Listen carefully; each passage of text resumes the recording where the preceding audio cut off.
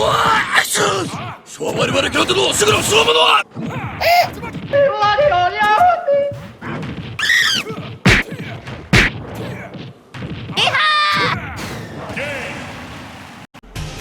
everyone, my name is RonanX, and today I'm going to be bringing you yet another guide, this time focusing mainly on pressure and different concepts that I have learned to adapt into my play over the time I've played Ken.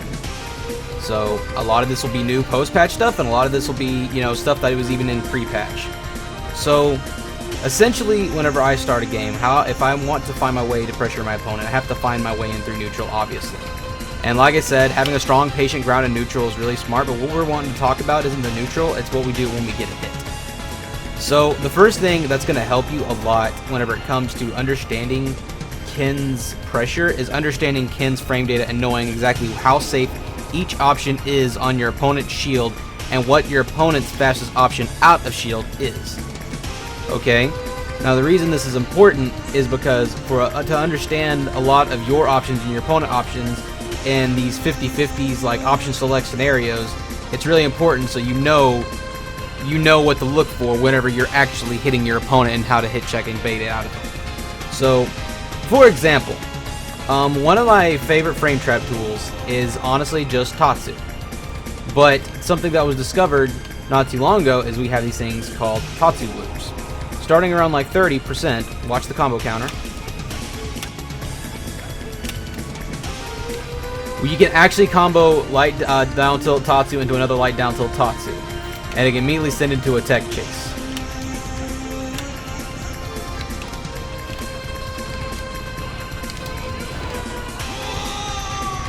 And as you can see, it can lead into some nasty stuff.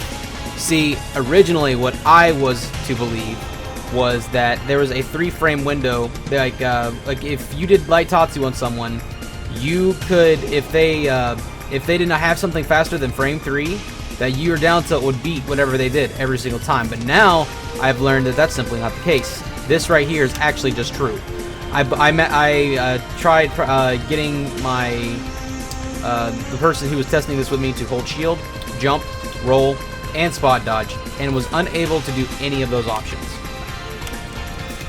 So whenever you have your opponent with a little bit of percent on them, this is actually a true setup. So, yeah, good stuff. But the thing to keep in note of it is that this mostly is a setup that primarily works on heavies and fast fallers. It's most effective against them. So, but still, let's just say in a situation where your opponent is able to shield afterwards. Because around, if they're not up to this percent, that's whenever the 50-50 starts happening, around like 10% here. So if I did down tilt Tatsu here, as you can see, the down tilt's no longer true, meaning that Ryu is back in the frame trap that I've labbed like forever ago.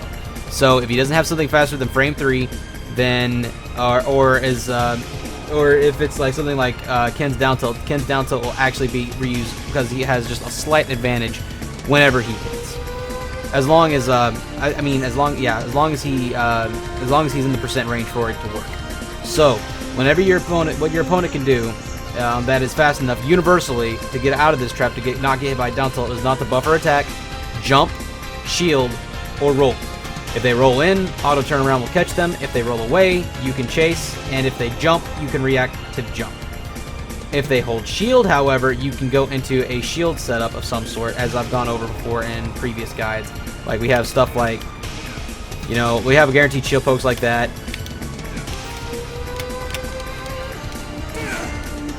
And stuff like that. I mean, there's a whole bunch of other things we can do as well, but that just gives you an idea. So if they hold shield, they get put into a shield pressure situation. Another thing you can do to set up a pressure, on someone's shield is going for Crescent Kick. Now, believe it or not, Crescent Kick is only -7 on shield, meaning that if you were to buffer down tilt out of it, you'll beat grab out of shield, any drop shield option, and anything like that. So like you can cover 2 options like that easily. If they try to jump out of shield, you can actually catch them with up tilt. And if they do, you can hit check from up tilt. If they do jump, you can end up catching them with heavy proximity jab.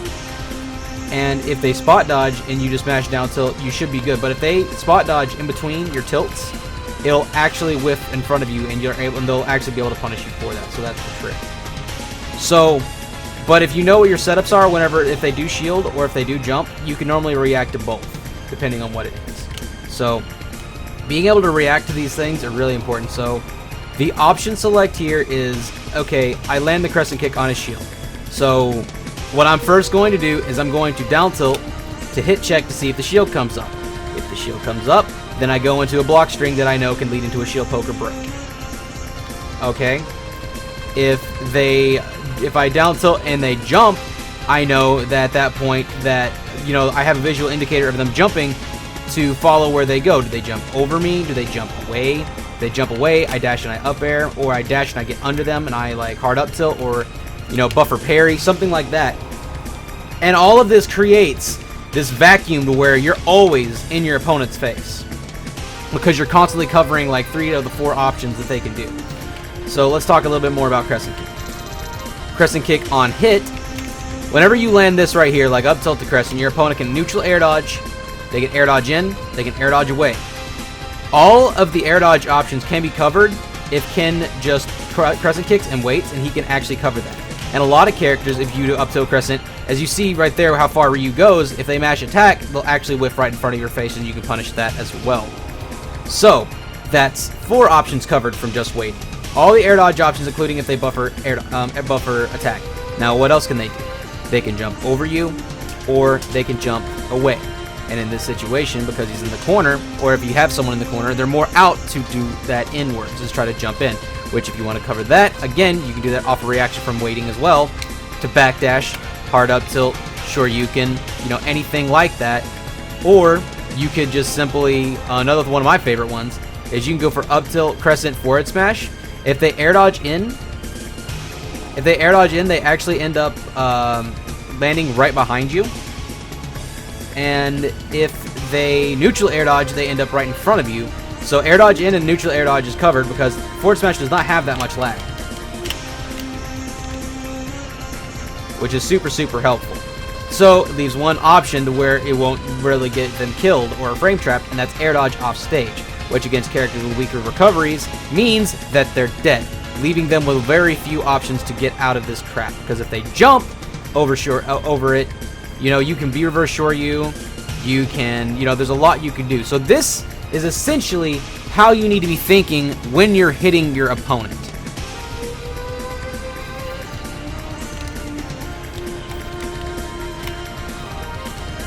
They neutral air dodge in front of you.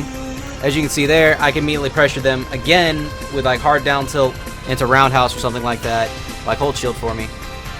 Like you can do hard up down tilt, roundhouse, push him away, and you can continue pressure them from a close distance if they do air dodge in front of you because of the frames they have. Do it again. And if they air dodge in, it's a free frame trap where you can Shoryuken them. If they air dodge away, however, they do survive, but they do get thrown off stage, like I said before. But there are percents where it is true on certain characters.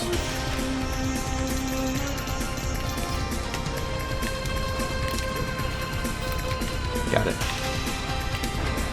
Okay. So that was, I had my girlfriend mashing air dodge away there, and as you see, like for Ryu, it starts at around 110. So the windows for this to be true is all over the damn place, and it's going to take a ton of labbing to find out each individual window for each character, which is going to be super important. Kind of think of it kind of like how DK's Ding Dong was in Smash 4 for how tight it was. That's kind of what the Crescent Kick setups are going to be like. So it's going to take some time to lab this all out. I'll make sure to, whenever we get this all figured out, to make a video on that exclusively. But until you get to those percents and until you know said percents, you want to focus on using it as a frame trap tool instead of a true kill confirm. So we talked about like the traps you can do on shield with Crescent Kick. We talked about like the moves that are safe. So another safe move that we have, hold shield, honey, is light forward tilt. This move right here is only -8 on shield. So any shield drop option or grab out of shield will lose to this. One, because grab out of shield will not reach you. And two, any drop shield option will lose to any fast option you throw out. Like hard down tilt, which is like frame 6. Down smash, that's frame 5. I mean, you could even go for like, hold shield. Like you can even go for stuff like that. that would kind of is considered a trap, and that's a guaranteed shield poke right there. That's a good frame trap. So like that was light forward tilt, light down tilt into heavy crescent.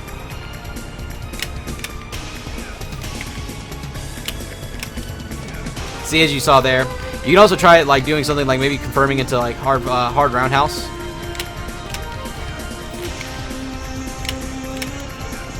You know, like stuff like that. And I mean, it's pretty safe pressure. It pushes them back enough to where you don't really have to worry too much.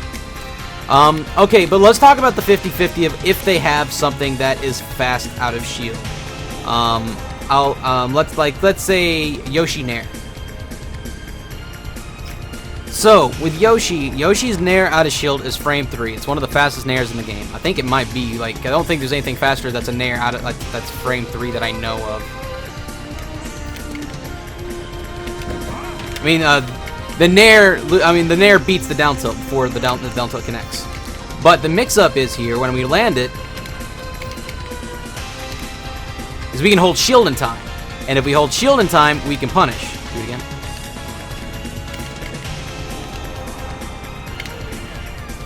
As you can see here, you can also do heavy crescent to push them away to where they whiff right in front of your face as well. Which if they do that, then you can punish that as well. Do it again.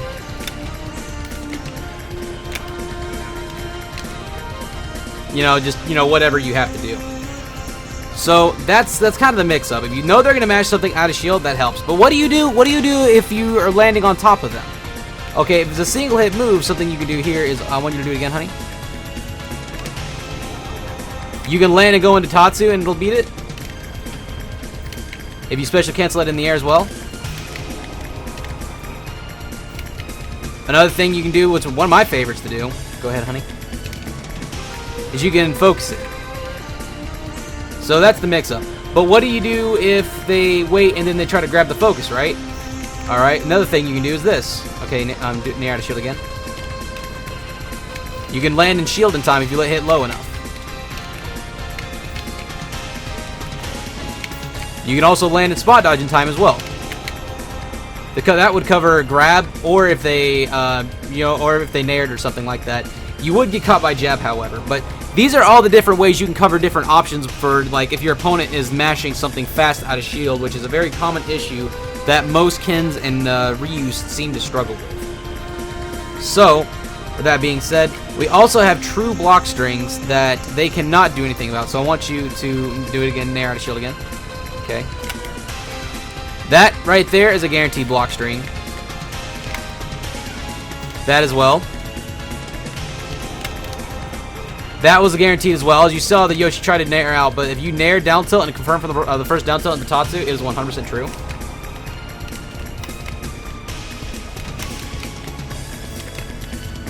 Ready?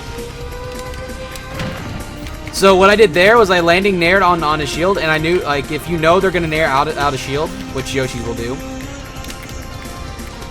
that's actually pretty safe as well, because the iframes that comes out for proximity heavy jab. So those are different ways you can actually set up your pressure if you know they're going to mash out, because those are actually true. And of course, you always have Tomahawk. Just to give you an idea of like how safe Nair is whenever it's not stale, it is only -2 on hit. So the lower you hit, the safer it is. So even fast attacks like Yoshi's Nair out of shield can still lose if you do something like that's fast enough, like heavy jab or something like that. Hold shield again. But remember, you have to hit low. Because you see, if I don't hit low enough, they're able to Nair out.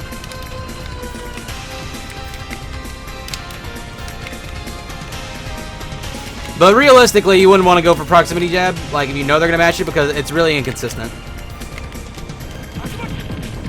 So you'd want to go cancel into that, go into focus, hold shield, spot dodge, whatever. And then after they whiff in front of your face, then you punish them. So the 50-50 is when you land on their shield, do they go for the grab or do they go for the fast option out of shield? Because if they do a fast option out of shield and you go for shield, then they end up getting whiff punished. If they call out the grab, if they called out the shield, they get the grab. And a character like Yoshi, where they don't really get a lot out of grab, I mean, there's not a lot you're really risking there. And then if you want to cover both, you can spot dodge or something like that on hit as well. So you kind of see what kind of situations it can set up just on hit.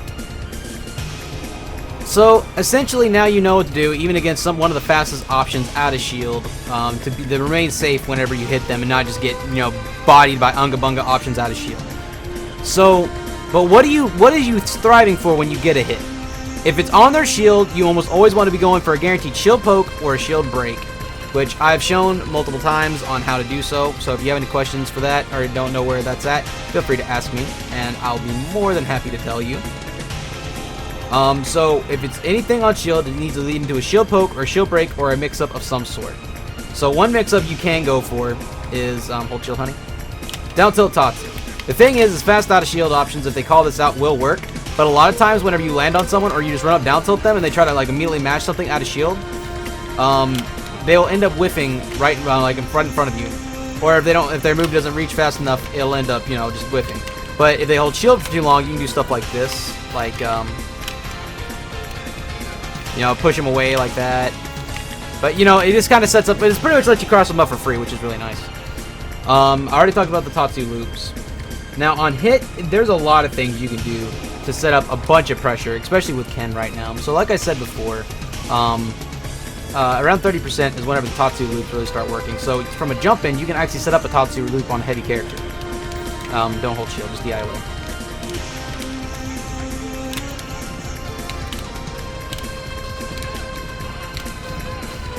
And as you can see there, and now that you understand how the option select works with Tatsu, not with Tatsu, but with Crescent Kick in the corner, whenever you Crescent Kick someone in the corner and you go for forward smash, if they air dodge in, now you know that it's a guaranteed frame trap that they will die.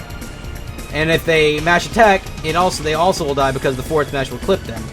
And if they neutral air dodge, they'll fall straight down and have to grab the ledge, and if they air dodge away, they take the risk of SD.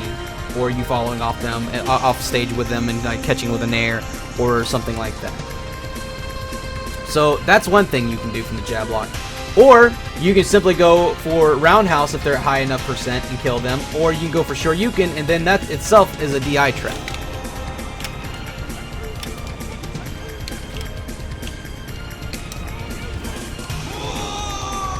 As you can see there, like, you know, if they DIM to not get roundhouse, you can actually kill them that way. Or if they just DI badly.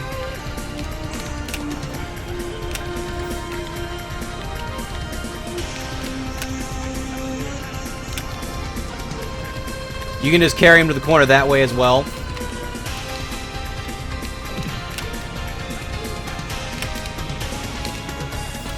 You can get Crescent Kick out of that as well. And Forward Smash will whiff, though. So yeah, that just shows like some of the things you can do with the Tatsu loops right there. So now you know how the frame trap works. You know how the frame trap works with Tatsu. You know whenever the Tatsu loops work. You now know how the Crescent Kick option selects and option coverage works. So those are honestly the two big ones that you really have to understand. And then whenever it comes to maintaining your pressure, it's a lot of mixing up like when to wait and when to know when to act second. Like, our overall win objective when we're pressuring our opponent is to either like put them in a tech chase so that we can find a reset and kill them, or push them to the corner and then not let them leave. So when you get your opponent to the corner, you keep them there. And the best way to do that is stay at a distance you can react to what they're going to do. And I've gone over ledge trapping many times before, so I'm not gonna go deeper into that now. But essentially, whenever you understand like how to cover like multiple options of your opponent while maintaining stage control and not overcommitting outside of what you know they're doing, like what they're doing out of hit stun, etc., etc. Like the big points to really be able to develop and put this into your gameplay is most definitely like, you know, knowing how to trap Crescent Kick on shield, knowing your frame data, knowing how to punish, like, you know, people who mash things out of shield, and understanding where the 50-50s are and how to abuse them depending on what you know your opponent is doing every time you're pressuring them, because people panic whenever Ken is pressuring them almost every single time. They mash something quick, or, you know, they'll mix it up with 2 or 3 options, which you can normally cover if you just are patient. Even when I'm not just saying patient and neutral, I'm saying patient when you're pressuring them too. Because there's a difference whenever, like I said, whenever it comes to pausing, whenever you land Crescent Kick and stuff like that. Always focus to find your opponent's pattern. Always focus on what they mash out of hit stun.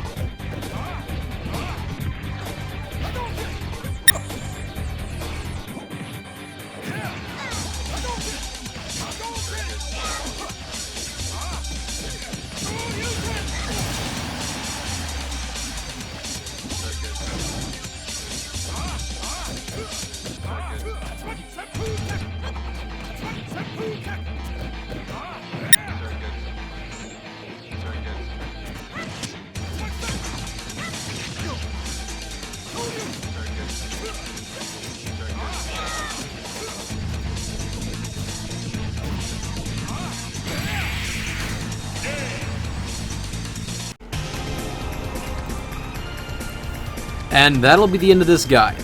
Thank you guys so much for your continued support to this channel. I'm glad I've been able to help you guys out so much. You guys have been really supportive in DMs and, you know, just all the kind messages you guys have sent me in comments and, you know, over Discord and stuff like that. I'm really glad that I've been able to help you guys out so much. If there's any questions you guys may have, please drop that down below. If you really like this video, please consider subscribing, hitting that bell icon, and give me a thumbs up on this video to let me know that I did well. If there's anything else you guys would like to see from me, or like have any video requests, please put them down below and I will consider them. I am Ronin X, and I'll see you next time. Peace.